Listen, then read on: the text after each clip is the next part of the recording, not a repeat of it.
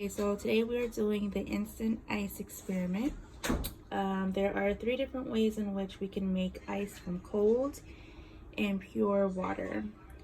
We have 3 different phases. The first phase, I'm gonna put a water bottle in the freezer until it's frozen. Take it out and tap hard and sharp on it. It should instantly turn into ice. The second phase, or the second way, is pour cold ice directly onto the top of ice in a bowl. It should create more ice stacked on top of each other.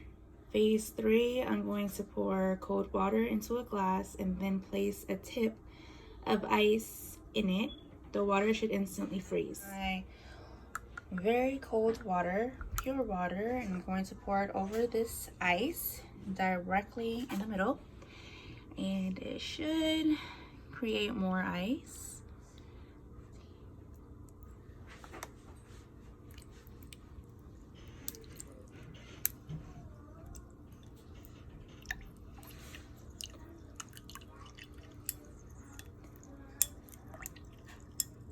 The heck, it's not working.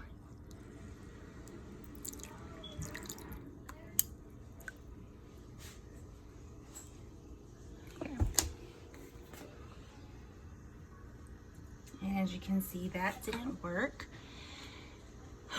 I thought that the ice was going to expand, but I just created a puddle of water. Maybe my water wasn't as cold as it should be for the experiment. I'm going to dip an ice cube into this cold water, and hopefully it'll freeze the water. No.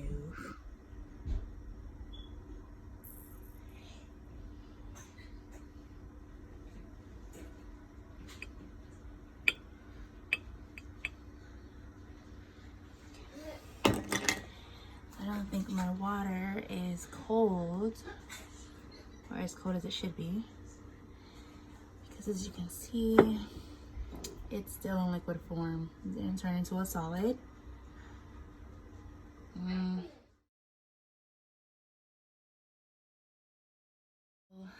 The water has been in the freezer for some time, and I caught it before it actually got really frozen, or before it got frozen. And now I'm going to tap this water bottle on the counter to try to turn the liquid form of water into a solid, make ice.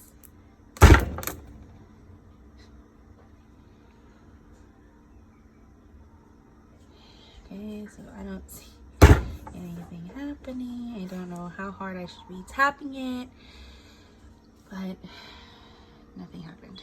So I don't know if it wasn't cold enough. I needed to have it in the freezer a little longer.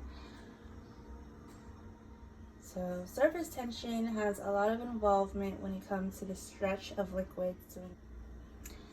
So surface tension has a lot of involvement when it comes to the stretch of liquids to increase the unit area.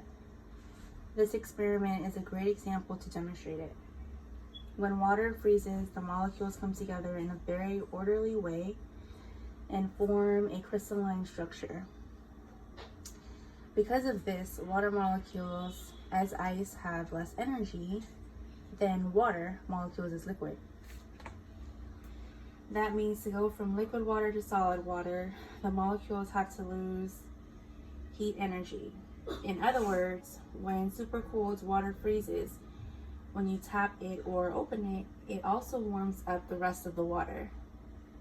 This heating may allow only 10 or 20% of the water to freeze, and that accounts for slush being in the bottle instead of it being a solid chunk. The formation of ice crystals happens very quickly, but heat flows slowly in water. For the ice cube dipped in water, it was supposed to turn the cooled water into a frozen and solid state, but it didn't. So I'm assuming the water temperature wasn't as cooled as it should be to allow for this experiment to be a success. When water is cooled to a freezing point, ice crystals can begin to collect in the water, like snowflakes. These crystals need something on which to grow, and they use microscopic impurities in the water or locations on the bottle to do just that. If you work with really pure water and cool it slowly to produce super cooled water as a liquid, there's different outcomes. When an impurity, such as an ice crystal, is added to the super cooled pure water, it speeds up the crystallization process even more. The water instantly freezes solid with no slush in it anywhere. This is called snap freezing. So I was expecting my experiment to be a success, but maybe like I said before, the water temperature wasn't what it should have been.